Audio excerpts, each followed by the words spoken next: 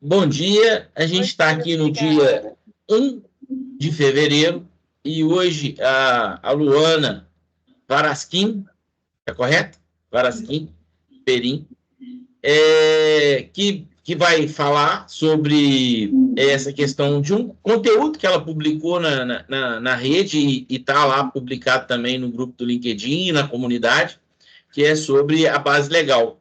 E eu acho que esse tema sobre a base legal ele já gerou uma discussão antes da gente entrar no assunto, se a gente deve utilizar a conotação base legal ou se a gente deve utilizar a conotação de hipótese legal.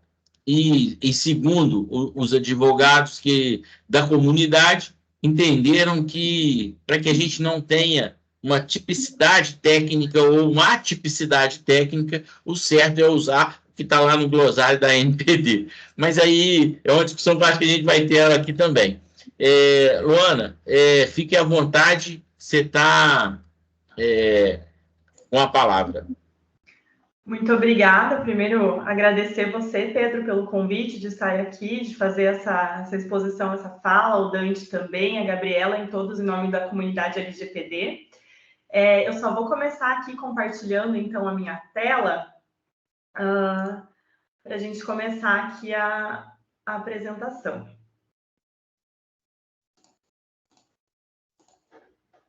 Vocês, por favor, me indiquem se vocês estão visualizando. Já Infelizmente, carregou aqui, pode iniciar. nesse momento, infelizmente, perco a visualização de vocês, mas qualquer coisa, vamos Tá bem. começando.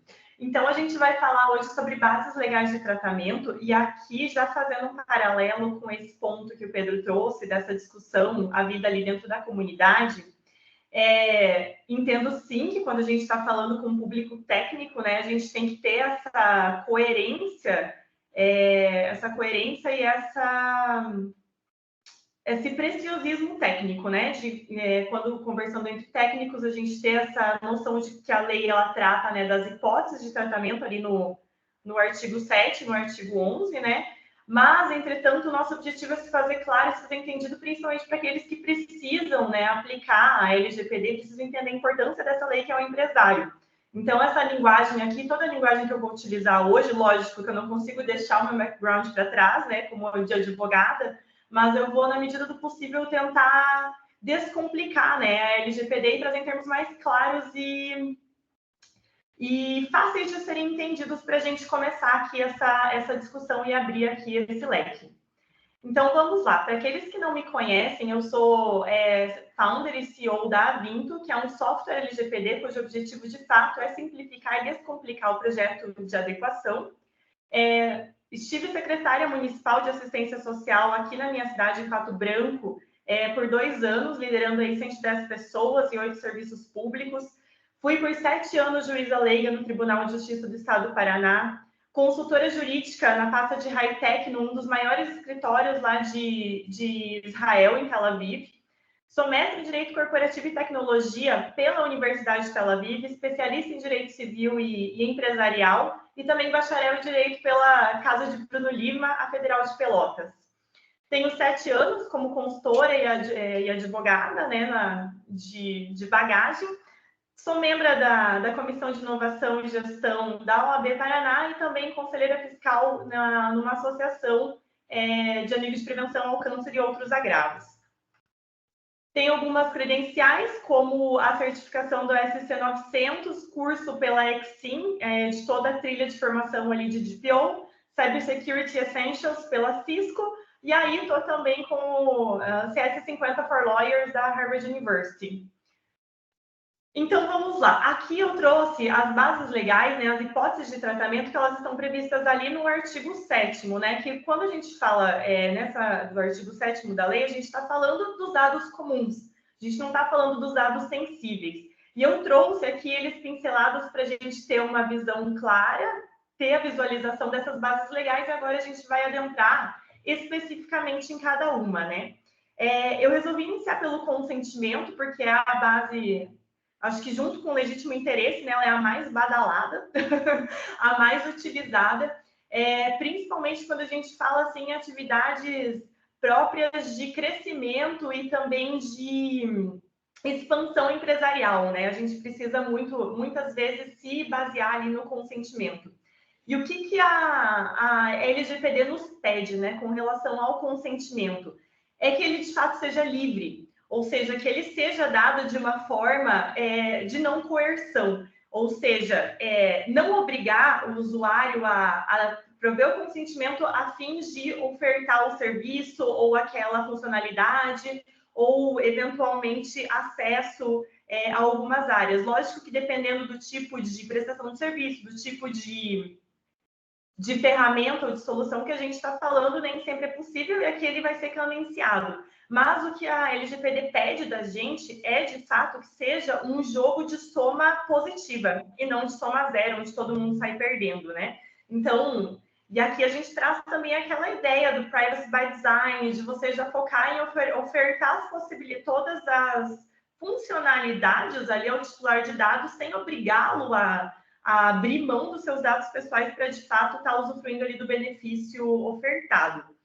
O consentimento informado, ele traz para nós aquela noção da autodeterminação informativa, porque a racionalidade da lei, ela está muito focada, né, na proteção dos direitos e garantias fundamentais do titular de dado. E isso nada mais é a gente aqui, né, cidadãos brasileiros calcados no Estado Democrático de Direito, a gente ter a nossa liberdade de expressão, a nossa liberdade de informação, a nossa liberdade de manifestação e também a nossa autodeterminação. E a nossa autodeterminação enquanto ser e também a autodeterminação informativa, enquanto nas tomadas das nossas decisões. E a gente só consegue tomar decisões qualificadas e adequadas quando a gente, de fato, tem um conhecimento, né? Quando a gente tem nas nossas mãos tudo aquilo necessário para a gente agir conforme a identidade que temos de nós mesmos, da nossa vida e da nossa visão de mundo. Então, o consentimento informado, ele vai trazer muito e ele vai dialogar muito com o princípio da transparência que a gente tem,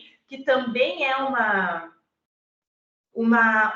norte, né, que a LGPD pede dos empresários, não tratar dados, mas seja transparente nesse tratamento dos seus dados para a gente assegurar o livre desenvolvimento da pessoa humana e o livre desenvolvimento da sociedade, né? Então, informado, a transparência, o que vai ser feito com essa informação que vai ser dada. E inequívoco, ou seja, por favor, ao continuar navegando por este site, você concorda com... Não, isso não é um consentimento inequívoco. A gente até traz aqui, entra numa discussão um pouco mais técnica, mas isso seria considerado um consentimento tácito, né? Ah, você continuar navegando nessa página, você concorda com os cookies. Isso é um consentimento tácito e ele não se presta para fins daquilo que a LGPD espera de nós, né? Então, o inequívoco é clicar no botão, é aceitar os cookies, é escolher, por exemplo, compartilhar os dados para receber um e-mail marketing. Enfim, ele pressupõe uma ação por parte do usuário inequívoca de ciência. E é importante também destacar que quando a gente está falando de dados pessoais sensíveis, não os dados pessoais gerais, a LGPD vai um pouquinho além e espera um pouco mais de nós pela qualidade dos dados que a gente está tratando. Porque quando a gente está falando de dados sensíveis, a gente está falando de dados genéticos, a gente está falando de dados biométricos, a gente está falando de orientação política, orientação religiosa, filiações a partidos, enfim. E tudo isso tem um condão. A gente vive num Estado democrático, a gente quer crer que vive numa sociedade que a gente não é penalizado pelas nossas escolhas pessoais. Mas a gente sabe que não são todos os países que são como o Brasil.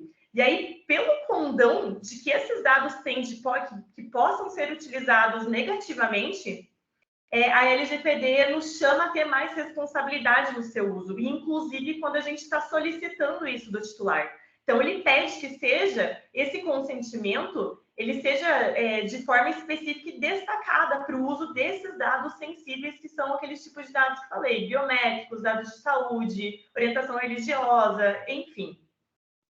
Por fim, também, a LGPD clama de nós, né, que a gente facilite a revogação do consentimento.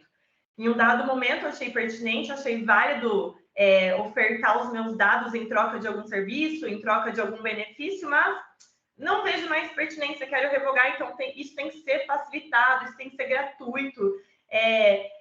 No fim das contas, a gente entendendo o que a LGPD espera de nós, a gente implementar isso nas nossas tecnologias, a gente implementar isso nas nossas empresas, a gente implementar isso na nossa sociedade, fica mais fácil. E aí é importante também a gente ter essa noção de que quando a gente está falando do consentimento, o ônus da prova, ele é do controlador. Isso significa que é importante ter registros da forma que esses consentimentos foram dados, das datas, enfim, escolher as informações e estar apto, né, o controlador, a comprovar que, de fato, está cumprindo ali, observando os requisitos legais. Do consentimento, imagino que esses são os pontos primordiais num nível mais alto. Agora vamos passar para o legítimo interesse, que é a segunda base legal mais badalada da LGPD, né? O legítimo interesse, ele tem essa questão muito específica que ele não se aplica a dados sensíveis, ou seja, você só pode utilizar o legítimo interesse como base legal, como hipótese de tratamento, quando você está falando de dados comuns. Então, quando é um endereço de IP, é um CPF, dados cadastrais, principalmente, né, que geralmente não tem esse condão de ser considerados sensíveis ali pela LGPD. E a lei espera de nós, né, essa racionalidade de que esse interesse ele seja legítimo. E o que é, né, um interesse legítimo? Um interesse legítimo, o primeiro ponto é aquele que o primeiro interesse, né, o interesse legítimo, ele se reverte num proveito ou num benefício para o controlador ou para o terceiro. E esse benefício ele é definido de uma forma ampla. Entretanto, tudo certo aí? Qualquer coisa vocês me Tudo certo. Entretanto, a gente tem alguns critérios, a NPD já nos sinalizou alguns critérios para a gente, de fato, averiguar se esse interesse ele de fato é legítimo ou não, né? E essa baliza que a NPD nos trouxe, ela é tripartite. O primeiro ponto é que a gente tem que averiguar isso como qualquer atividade que a gente vai fazer, falando aqui entre consultores, mas também entre empresários, né? A primeira coisa, a gente tem que averiguar a licitude daquilo que a gente vai fazer, né? A gente agir de forma ética e também de forma legal.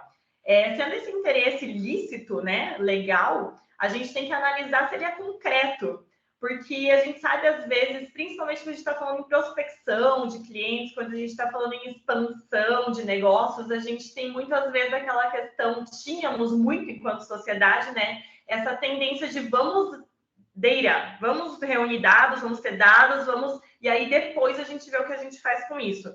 Quando a base legal a ser utilizada, a hipótese de tratamento a ser utilizada é o legítimo interesse, a LGPD coloca um pé atrás e fala, não, peraí. Não só quando é o legítimo interesse, né? Mas também principalmente para o legítimo interesse. Mas peraí. Primeiro, tem a finalidade, né? Que é um princípio que a LGPD traz, a finalidade para a qual vão ser utilizados esses dados. E essa finalidade, ela está lastreada, ela está baseada numa situação concreta. Sim, você vai querer usar a informação do nome e do e-mail para mandar um e-mail marketing? Beleza, é uma situação concreta. Então, pode ser aplicada. E aí, a última, né? Esse último balizador é a vinculação. Então, eu falei ali que eu vou recolher o nome e o e-mail, né? Eu vou coletar o dado e o e-mail para fazer esse tratamento, para enviar esse e-mail marketing. Mas vamos supor que eu queria pegar também a data de aniversário, a filiação partidária. É adequado, tem vinculação com a finalidade ali pelo qual foi feita a coleta? Se não, a LGPD nos pede essa minimização, essa vinculação à finalidade que seja adequada para cumprir os objetivos propostos. Então, como eu mencionei ali, né, o interesse legítimo ele pode ser do controlador e de terceiros, e sendo de terceiros, a gente vai ter que analisar exatamente dessa forma tripartite, de todas essas outras ponderações que eu trouxe, a gente vai analisar quando a gente está tratando do interesse de terceiros. E um exemplo aqui que pode ser citado do interesse de terceiros, utilizar o legítimo interesse de terceiro para fazer o tratamento de dados pessoais, é, por exemplo, uma escola que deseja profissionalizar seus profissionais. E, para isso, envia campanhas de e-mail marketing de uma escola terceira, por exemplo, de inglês ou de alguma pós-graduação para os seus funcionários. E ali ela pode utilizar como hipótese de tratamento, como base legal, o legítimo interesse de terceiro. E aí, lógico, a gente tem que candenciar com os demais princípios que a lei nos traz, né? De ter transparência, de ter o opt-out ali, né? Enfim, tudo para a gente garantir essa autodeterminação informativa. Então, é isso, né? No legítimo interesse, a gente tem que buscar, sempre quando a gente vai utilizar essa base, a gente tem que olhar para os direitos e garantias fundamentais do titular e para essa autodeterminação informativa. A gente tem que franquear e permitir ao titular o efetivo exercício, né, desse direito. E aí, a gente também tem que cadenciar muito com a legítima expectativa. No caso ali desse exemplo que eu dei, é legítimo dado o contexto em que foram fornecidos os dados pessoais ali dos funcionários dessa escola, é legítimo eles pressuporem que a sua empregadora pode querer e tem um interesse na sua formação, no seu maior desenvolvimento. Então, esse tratamento ele faz sentido dentro do contexto, ele principalmente está lastreado numa relação prévia, né, que é um ponto muito importante ali, né, quando a gente está falando do legítimo interesse. A fonte, a forma, como foi feita a coleta desses dados, que foi dentro do contexto de tratamento ali da escola também, ele está condizente ali, e não se destaca a largos passos da finalidade original da coleta, né, que foi para essa relação empregatícia, e esse tratamento de dados ele vem para aprimorar, né, essa relação entre empregado e empregador. Quando a gente está falando de legítimo interesse, o que se espera de nós, assim, enquanto empresários, é de fato que tenhamos esse olhar, que a gente pare um minuto e a gente faça esse assessment, que a gente faça essa avaliação, se de fato esse interesse ele é legítimo, ele é condizente com a lei, ele se adequa a tudo isso que foi mencionado agora anteriormente. Então, é requerido que a gente faça um teste de balanceamento, e aí, para fins do controlador e, eventualmente, né, dos agentes de tratamento, que a gente faça esse teste, a gente tenha o registro, né, porque é importante para fins de depois demonstrar as boas práticas ali numa eventual atividade fiscalizatória da ANPD e até, eventualmente, defesa de direitos em processos administrativos, judiciais, enfim, né. Então, o teste de balanceamento, muito sucintamente, eu só trouxe assim a forma que ele deve ser estruturado, né? Na primeira parte, é tratar dessa questão da finalidade, que é isso, como em qualquer tratamento, a gente sempre tem que olhar primeiro, né, a finalidade. Para que a gente vai fazer o tratamento? Qual é a finalidade desse tratamento? E aí ela traz, né, a finalidade olhando a natureza dos dados. É sensível? Bom, não pode ser aplicada ao legítimo interesse. Se a gente tem dados de criança e adolescente, que a gente vai tratar ali na frente, né, que isso também é uma atenção, uma situação que requer mais atenção, né, do controlador e dos agentes de tratamento. O interesse e as finalidades legítimas, a situação concreta, aquela tripartite, né, aquela balizador tripartite que a gente mencionou. A parte 2, a gente vai olhar a necessidade, a gente vai olhar ali para a parte empresarial. Está adequado, está minimizado dentro daquilo que eu desejo fazer? Na parte 3, a gente vai fazer o balanceamento das salvaguardas, condizente com a legítima expectativa do titular de dados, os riscos e os impactos aos direitos e às liberdades, eles são adequados, eles são muito elevados, ou eles não são, eles são os riscos baixos e, portanto, não oferecem, né, maior perigo ali aos direitos e liberdades. O que a gente tem de medidas técnicas, organizacionais, administrativas, para a gente garantir tanto a segurança como também os direitos dos titulares. E depois que a gente tem tudo isso, a gente vai olhar com calma para isso e vai ter a conclusão, né? É adequado aqui o legítimo interesse ou não é? Então, no fim das contas, o que o legislador esperou da gente, né? O que a LGPD espera da gente é, de fato, respira um pouquinho mais, olha com mais calma antes de você usar essa base legal antes de você utilizar essa hipótese de tratamento como fundamento ali, né, do seu tratamento de dados. A gente também tem uma hipótese de tratamento que é a utilização de dados pessoais para a realização de estudos e pesquisas. E aqui a gente tem um ponto muito interessante, que ela diz respeito à natureza dos agentes de tratamento, né? Vias de regra, esses agentes de tratamento, devem pertencer à administração pública, seja ela direta ou indireta, e aí de forma indireta a gente pode elencar aqui, por exemplo, o IPEA, que é o Instituto de Pesquisa Aplicada, né? E o IBGE. Ou também a gente pode estar falando de pessoas jurídicas de direito privado. Entretanto, essas pessoas jurídicas de direito privado, elas devem ser constituídas sem fins lucrativos, ou seja, vias de regra serem associações, fundações, né, nos termos ali, para aqueles advogados aqui presentes ali do Código Civil. Independente de ser pessoas de direito público ou pessoas de direito privado, a gente tem a vinculação à finalidade institucional. O que isso quer dizer? Que a missão institucional do órgão que a gente está analisando, ela tem que ser a pesquisa, o estudo e a pesquisa. Então, com relação à natureza do agente, a gente tem que ter esse olhar mais cuidadoso ali para os seus atos constitutivos, né? Para a gente ver se, de fato, essa hipótese de tratamento, essa base legal pode ser aplicada. O que é necessário também que a LGPD espera daqueles que vão utilizar essa base legal como fundamento para o tratamento? É que seja sempre que possível garantida a anonimização dos dados. E aí, quando a gente está falando em estudos em saúde pública, como a gente está falando de dados sensíveis, a lei vai um pouquinho além e exige, como qualquer outro tratamento, mas de forma explícita, que sejam adotadas medidas de prevenção e segurança daqueles dados, né? Exige uma responsabilidade maior e também, sempre que possível, a pseudo-anonimização.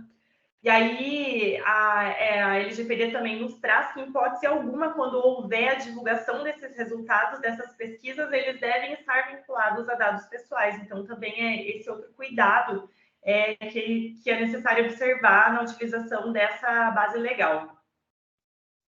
Quando a gente está falando, no início ali da lei, a LGPD ela traz uma derrogação parcial da aplicação dela para fins exclusivamente acadêmicos. O que isso quer dizer? Isso quer dizer que a LGPD ela não veio, da mesma forma que ela não veio para impedir e para criar dificuldades, para o livre desenvolvimento econômico e para a inovação, ela também não veio com o objetivo de causar um efeito congelante no estudo e no desenvolvimento de pesquisa.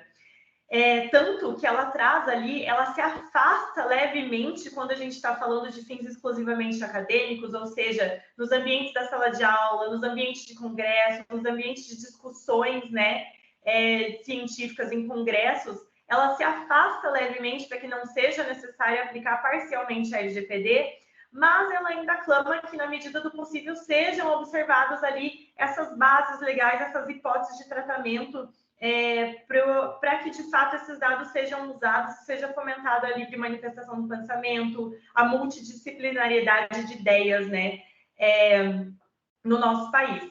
E aí, assim, como ela tem essa derrogação parcial da LGPD, né, via de regra ali, se aplica as hipóteses de tratamento, mas, entretanto, a LGPD como um todo, ela resta derrogada. A gente tem a questão se você está na dúvida se essa base legal é aplicável ou não para o seu caso, aplica a LGPD e não aplica essa base legal, porque ela de fato, ela clama por uma interpretação mais restritiva. Ela não seria uma hipótese de tratamento, uma base legal por si, né? Mas eu trouxe aqui junto para a gente fazer o credenciamento com a base legal ali para estudos e pesquisa por órgãos, né? Órgãos de pesquisa. A gente tem também aqui a obrigação legal, né? Que isso ela fala por si, né? Quando você tem esse mandamento decorrente de uma norma, de uma lei, de um regulamento, que ela traz ao controlador ou aos agentes de tratamento essa obrigação de realizar o tratamento desses dados pessoais. E o exemplo mais clássico aqui que a gente tem são a coleta de dados para fins trabalhistas ou para fins da realização de um perfil, de um PPP no âmbito que depois vai ser utilizado no âmbito previdenciário para avaliar a ergonomia do trabalho, enfim. Então, como a gente tem a prevalência da lei, né, a gente tem essa dispensa do consentimento, porque a lei ela resta acima, como ela trata do interesse social, e ela já traz em si e nos seus fundamentos e na sua racionalidade o interesse social, ela se sobrepõe, né, eventual consentimento e o direito individual ali da pessoa de se opor ou não ao tratamento desses dados. Para execução de políticas públicas também é uma base legal que a gente tem na LGPD, e essa é utilizada dentro do poder público, né? Seja executivo, legislativo, judiciário, corte de contas, Ministério Público, sim? Houve um comentário, e é verdade. Eu não sei se você está usando os seus slides, mas ele está aqui para a gente só a base legal de treinamento. É como se ele não estivesse passando. Eu acho que você publicou a parte de administração e não de apresentação. Tá indo bem porque o seu conteúdo é muito rico, mas realmente o slide não está passando. Ele está onde? Ele está mostrando para a gente os slides na lateral e o principal ali, bases legais de treinamento, que é o seu primeiro slide. Poxa. É como se... Tá, só um instantinho, deixa eu ver. Se você quiser passar por ele, é só você atualizar ele lá e vai dar certo também, que aí já tá no esquema. Parei de compartilhar agora, né? Agora parou. Então, só um instantinho. E só para mim saber, você acha que você ainda tem ainda mais de conteúdo, uma parte? Tem ainda, nós estamos aqui em políticas públicas, né?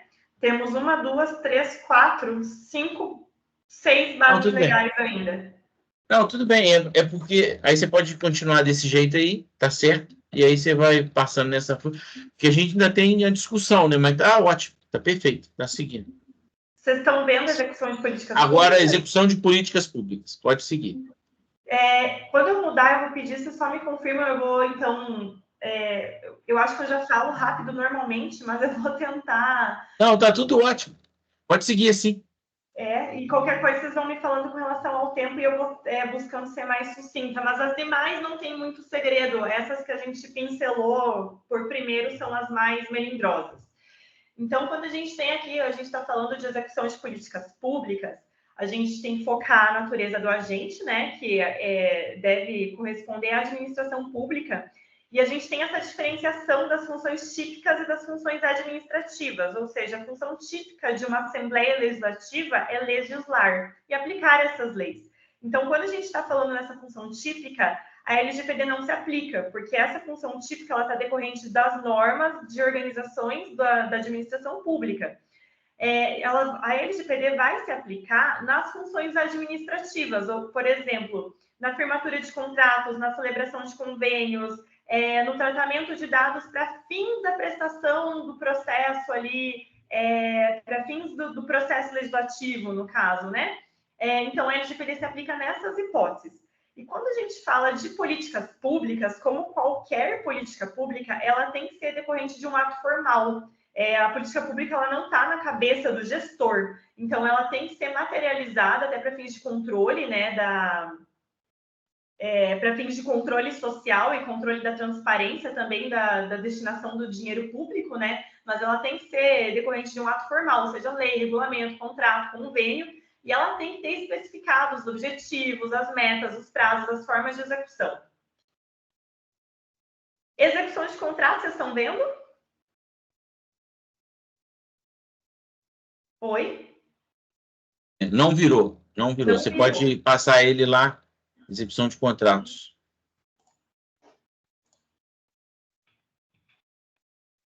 Que coisa!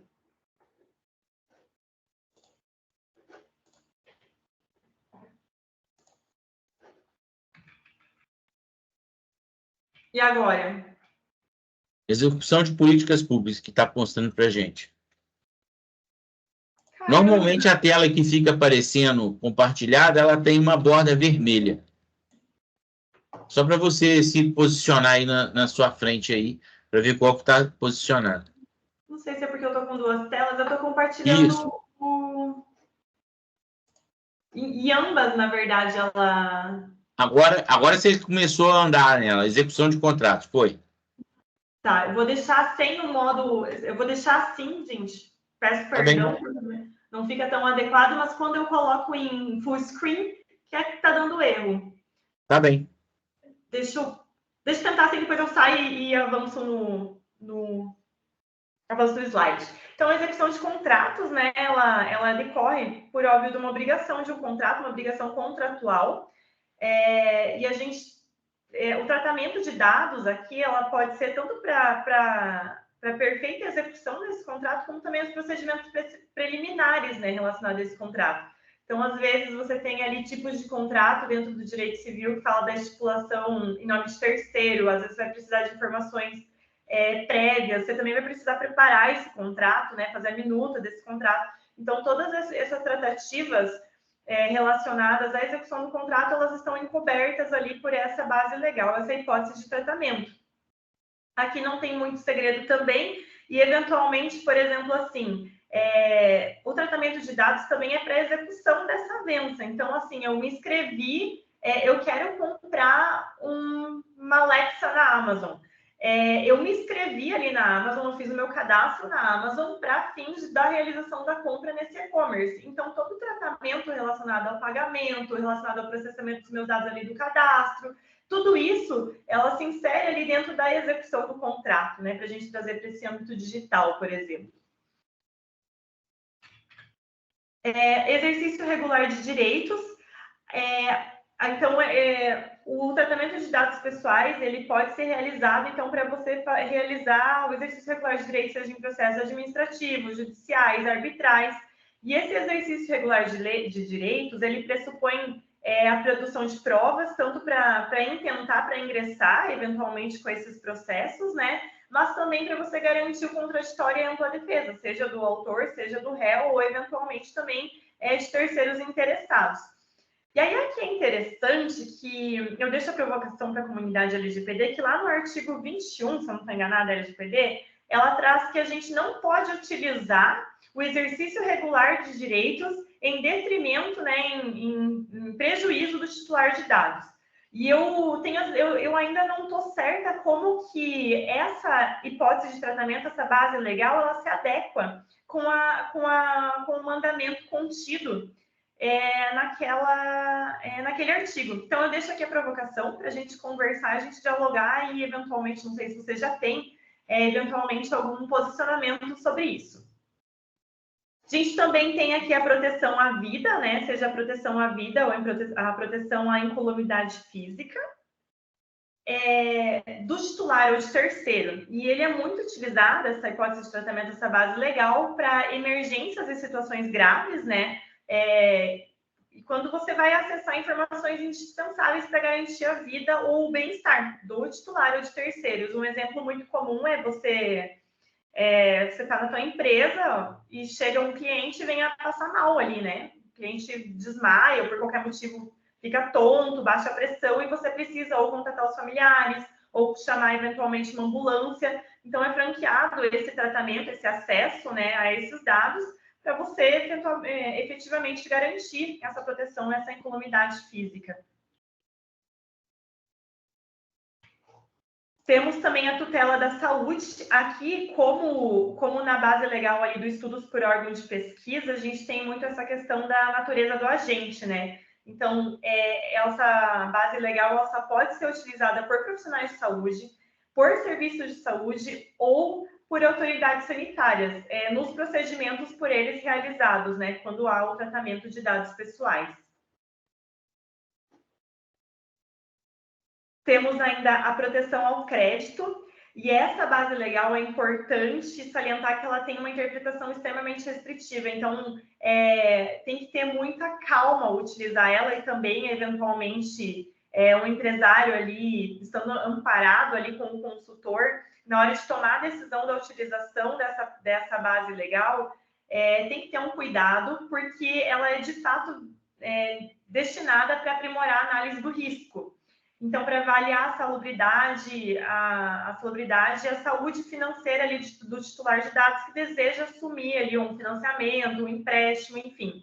Só que, como ela tem um caráter assim que é fácil de você usar de uma maneira até discriminatória também, a LGPD e a NPD, né, em seus guias em seus guias e seus demais documentos orientativos que expediu, recomendou que fosse utilizada com parcimônia essa base legal e só nos casos mesmos em que for para proteção ao crédito. Aí, chegando ao fim, nós temos a prevenção à fraude. Essa base legal, ela está prevista para o tratamento de dados pessoais sensíveis. Então, é para prevenção à fraude e a segurança do titular, ela não se aplica para dados comuns. Não vai se aplicar, por exemplo, para tratamento, para justificar o tratamento ali de um dado cadastral. Mas ela vai ser, como ela é utilizada, a prevenção à fraude e a segurança, ela é utilizada dentro dos sistemas eletrônicos, e a gente está falando dos processos de autenticação e identificação, né? Então, a gente está falando principalmente da biometria. Então, ela se trata muito relacionado à biometria ou, eventualmente, algum dado genético, né? Às vezes, a íris do olho, alguma coisa assim, é mais relacionada a esse tipo de aplicação. E aqui também, assim, a lei nos pede que a gente pare aquele momento, a gente dê uma respirada mais fundo e a gente vê se, eventualmente, a gente não está agindo de uma forma a prejudicar direitos e liberdades fundamentais, às vezes, inadvertidamente, trazendo algum tratamento discriminatório ou inadvertidamente derrogando ali a autodeterminação informativa, né?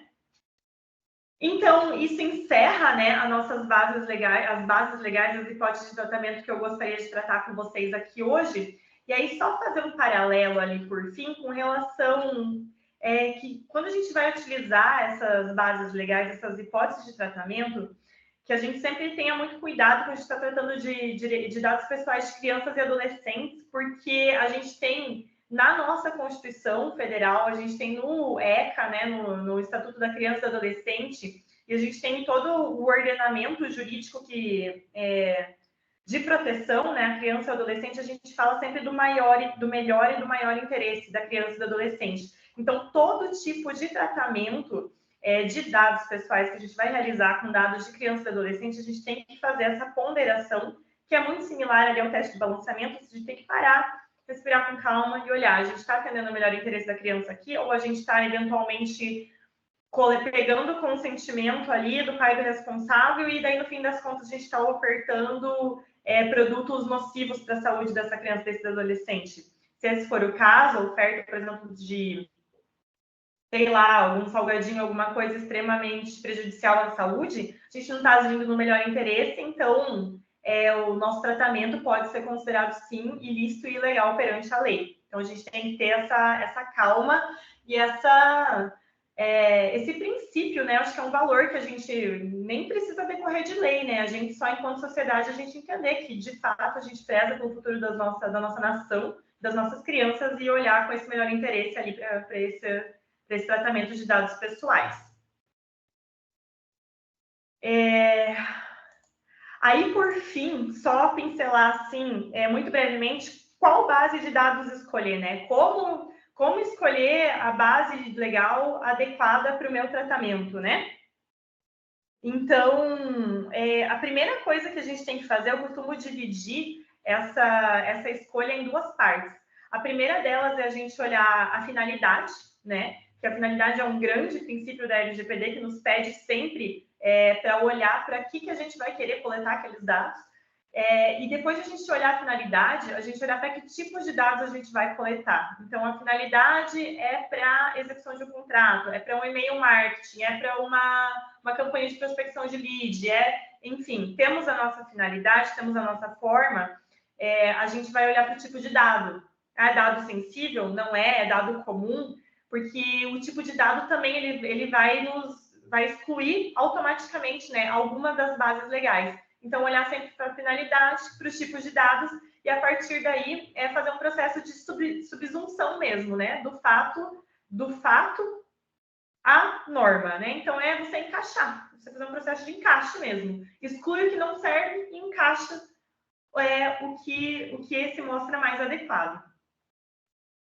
E aí, com isso, encerro a minha apresentação, deixo o meu contato para eventuais discussões, também vocês me encontram no LinkedIn.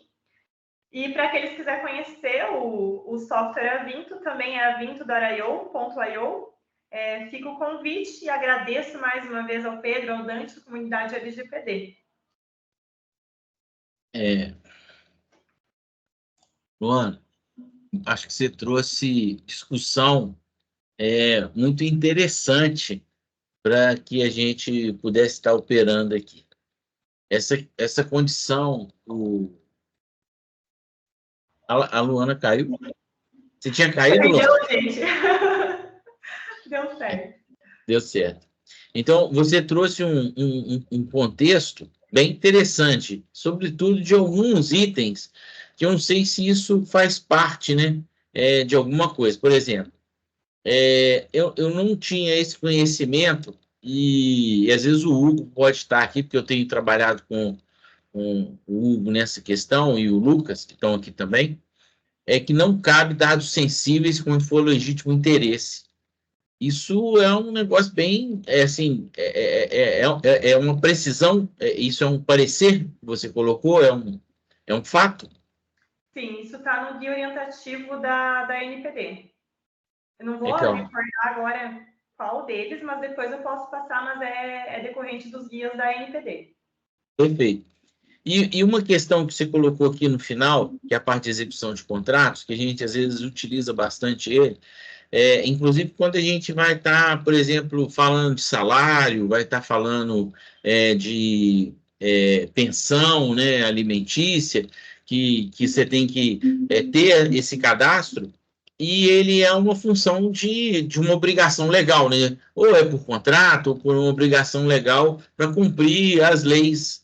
E aí isso estaria correto? Porque eu entendi que dados de menor é sempre um negócio muito crítico, mas quando ele é uma obrigação, e principalmente por conta de alimentos, né, de pagamento de alimentos, não tem como não ter esses dados, não é uma opção você ter ou não ter os dados, você tem que ter, porque senão você não consegue fazer esse controle. Está correto isso?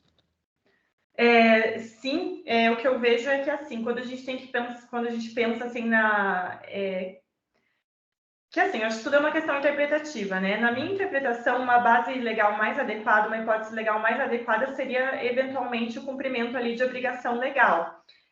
Lógico que isso é decorrente de decisão judicial, né? Também você tem ali a parte do cumprimento ali, né? Desse mandamento. Então, pode ser utilizada a base legal, como você mencionou, que seria a execução de um contrato, né? E também a base legal decorrente do mandamento legal, porque a pensão alimentícia ela está prevista, né, nas nossas normas, Aí o que a gente tem que olhar com relação aos dados dessa criança, desse adolescente, assim, a gente precisa de todos esses dados, a gente precisa, lógico que como você tem ali vinculado ao genitor, até uma pseudo-anonimização ali fica difícil, porque você consegue vincular facilmente, você consegue encontrar, né? Você consegue encontrar aquela criança. Mas é sempre você pensar assim na minimização. O que eu preciso aqui para o fiel cumprimento? Às vezes é a decisão judicial só que você precisa, às vezes não é o dado da criança e do adolescente, né, que você precisa ter ali no teu sistema ou tá registrado no cliente.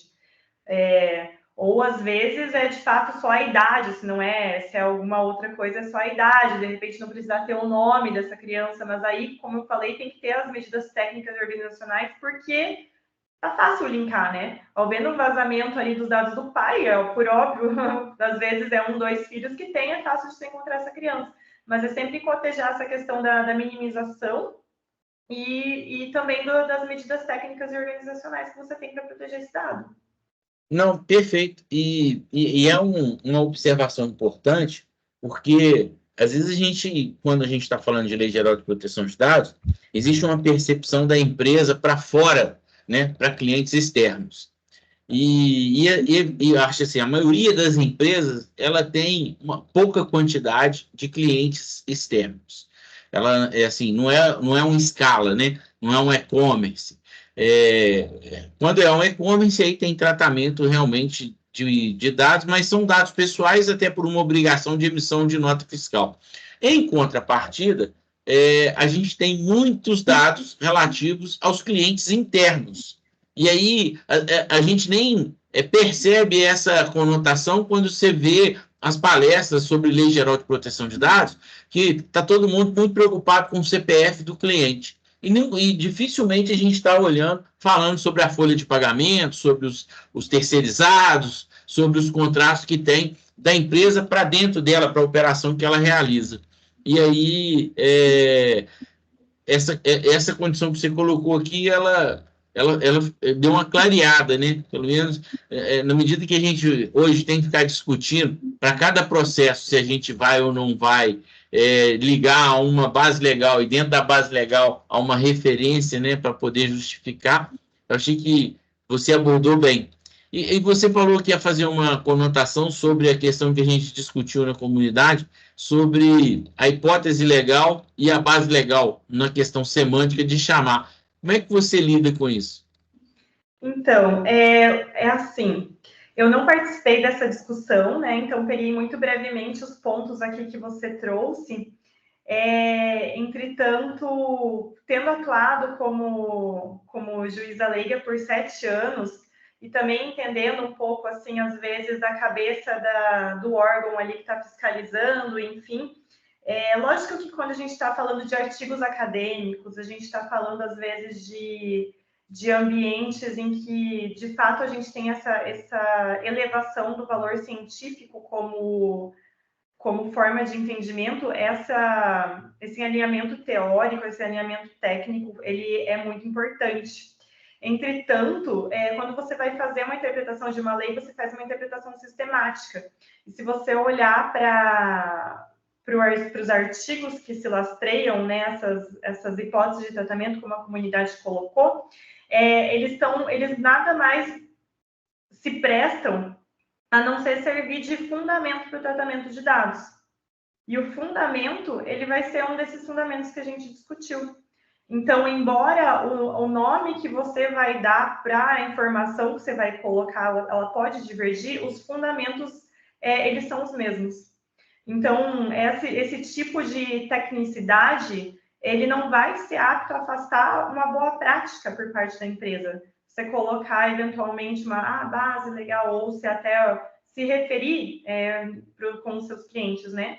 Entretanto, quando a gente está falando de ambientes científicos ou para o preciosismo, né, técnico, faz todo sentido. Perfeito. Vânia, você quer abrir seu microfone aí que você está liberado. Abri aqui. Eu coloquei aqui algumas dúvidas, assim, porque, assim, a questão da base legal, a gente, na coleta de um mesmo dado, quando ele passa em setores diferentes, em locais diferentes, ele acaba mudando, entende? A base legal. Você vê que quando eu pego os dados de um candidato a emprego no processo seletivo, que é a fase preliminar do contrato, entende? Tem uma finalidade.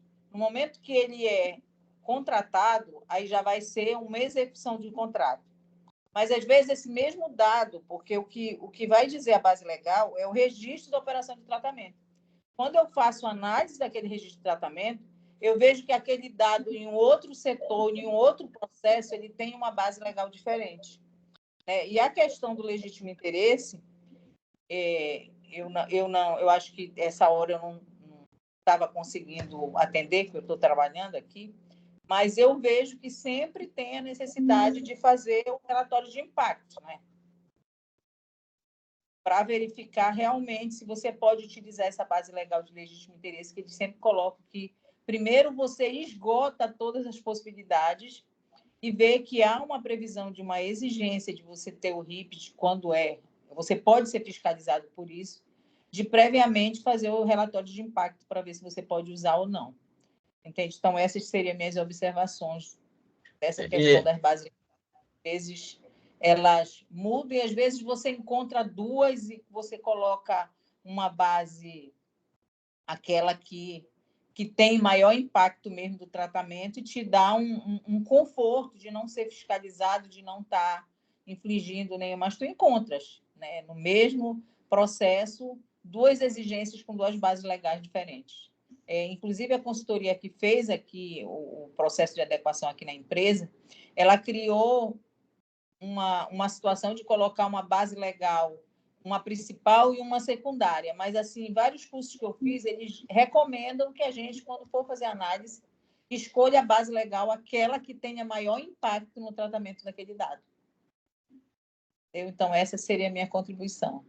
Perfeito. Se você olhar o teste de balanceamento ali, ele não está muito diferente do relatório de impacto, né? De fato, é você ter essa boa prática de você olhar e ter essa cautela de fazer essa análise da necessidade da coleta com base especificamente naquela hipótese de tratamento para fazer essa coleta.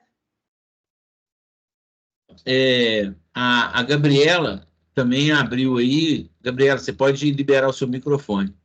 Só um instantinho, Pedro. Também me recordei que essa questão do teste de balanceamento, ele inclusive é do guia da NPD de legítimo interesse, quero crer. Mas é muito pertinente.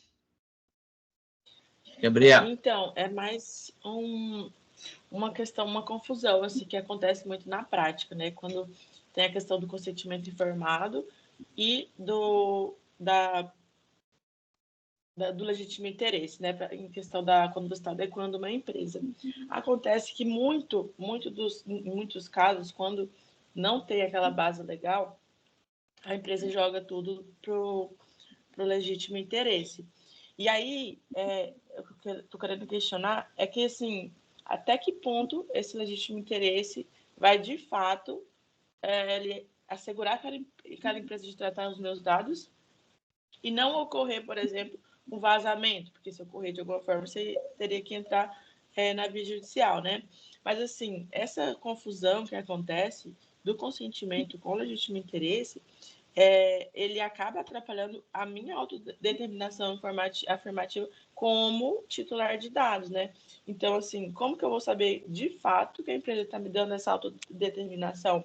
Porque está acontecendo muito de ocorrer esses vazamentos e a empresa não vinha até mim me informar, que é um guia que a própria lei fala, né? Se ocorrer um vazamento, você tem que tornar público, você tem que chegar no titular e informar sobre aquele vazamento. Então, assim, né? Eu, como titular de dados, né? Se eu querer entrar no via judicial com um vazamento de dados, que é um direito meu de não ter aqueles dados vazados, né? Minha privacidade. E a questão daquela decisão do STJ, né? De que eu preciso ter um caso, com a palavra, gente? Um dano concreto, comprovado do que aconteceu, né? Então, são dois fatores aqui para eu conseguir realmente entrar na via judicial. Uma dúvida é saber se eu entrar com um processo na via judicial por ter acontecido esse vazamento de dados comuns e acontecido realmente um dano comprovado, por exemplo, uma invasão hacker em alguma rede social, se teria como eu chamar para a parte trazer o relatório de impacto, né, que foi o que vocês haviam comentado, para ver se tem realmente assim ali a permissão para eles estarem tratando desses dados, né? Enfim, era mais ou menos isso. Bem interessante seus pontos, seus questionamentos. O que eu vejo é que vamos começar do começo ali, da autodeterminação informativa, né? Em muitas situações, de fato, a gente tem empresa fazendo aquela adequação para cego ver, né? Que mais ou menos faz uma política de privacidade ali de qualquer jeito, não sei o quê, e coloca as coisas de qualquer jeito, você não tem uma autodeterminação informativa ali. Porque mesmo às vezes no legítimo interesse você não tem o consentimento. Mas quando você tem a transparência ali, né, quando você elenca a transparência do controlador ou dos operadores do agente de tratamento, você consegue decidir se você vai querer tabular uma relação ali com aquela parte ou não. Então, a tua autodeterminação informativa, algumas das vezes, pode ser exercida dessa forma.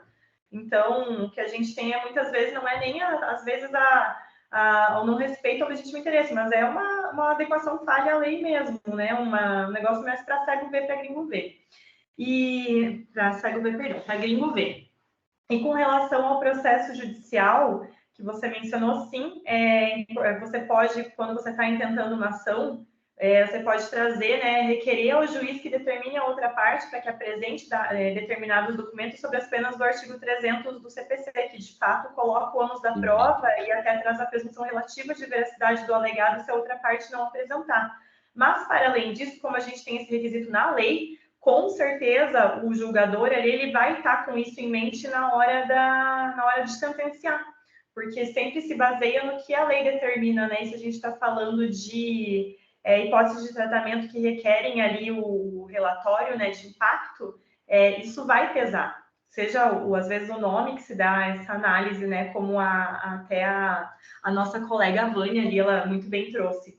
E aí, então, isso também vai pesar, e quando a gente está falando de processo sancionatório na NPD, então nem se fala, né? Mas no processo judicial, com certeza, todos os elementos de boa prática que o controlador ou, eventualmente, o agente de tratamento deixar de apresentar, vai lhe tirar ao contrário dele a favor de você. Só que o que eu vejo, assim, ó, até como tendo estado ali no tribunal 7 anos como juíza, enfim, né? E também pensando, assim, do ponto de vista de não criar um chilling effect no setor empresarial, é que, tipo, essas multas, elas vão se tornar até... Elas não vão ser coisa grande, assim, eu não imagino que vão ser vultuosas, sob pena de até prejudicar a atividade empresarial mesmo. A gente vê os danos morais ali na inscrição do Serasa, que muito tempo foi muito alto, né? Não sei como é que está no estado ali do doutor Avani, enfim, mas aqui no Paraná a gente está vendo cada vez mais uma redução do valor dessas multas. Épocas que era 10 mil na certa, e hoje a gente não chega sempre nesses valores. Luana, normalmente é assim que funciona, né? A gente tem um debate e agora já são 10 horas, e a gente tem esse compromisso, né? Porque é uma comunidade para ter a discussão, mas a gente também tem horário e a gente tenta tanto iniciar no horário mais correto, mas quanto sair no horário dentro. Eu queria te agradecer, acho que você trouxe hoje um assunto bem relevante, bem importante, que gerou uma condição na nossa discussão da comunidade, né, e até mesmo lá no LinkedIn. Acho que essa questão que iniciou entre a base legal e a hipótese foi importante, e é claro que também essa discussão que você trouxe sobre cada uma das bases legais e como aplicar, deu luz, né, a umas condições. E o nosso grupo, ele tem pessoas experientes, mas ele também tem muita gente querendo aprender sobre, né? Então, é bom que a gente traga algumas informações, e nesse audiovisual, a pessoa não tem que sair lendo, estudando, e aí é claro que agora, uma vez tendo esses dados que a gente teve aqui, pode ser que ela consiga um pouco mais, e aí vai fazer pesquisas mais precisas. Então, agradecendo, muito obrigado pela sua participação, espero que a gente esteja se aproximando, né? Principalmente porque aí no Paraná a gente tem uma audiência boa, né? Hoje o Eurozimbo não está aqui, mas ele sempre está, e ele é aí pertinho de você, né? De Curitiba. Então é isso. Obrigado. Eu que agradeço, muito obrigada, Pedro, Dante, a todos da comunidade LGPD, e fico à disposição também para a gente continuar essa conversa. Eu vou baixar aqui. Pode me mandar e-mail, me mandar o WhatsApp, tudo bem? E eu fiz no LinkedIn, né? Publiquei você, então lá todo mundo tem o seu contato já também, mas pode usar aqui. E esse vídeo que a gente está fazendo, ele daqui a pouco vai estar lá no YouTube, né, na nossa biblioteca, e é claro que eu vou transformar ele em conteúdo lá no LinkedIn, porque lá é o lugar que eu gosto de estar escrevendo, junto do blog da Indico. Então eu estou parando a gravação aqui e vou fazer uma foto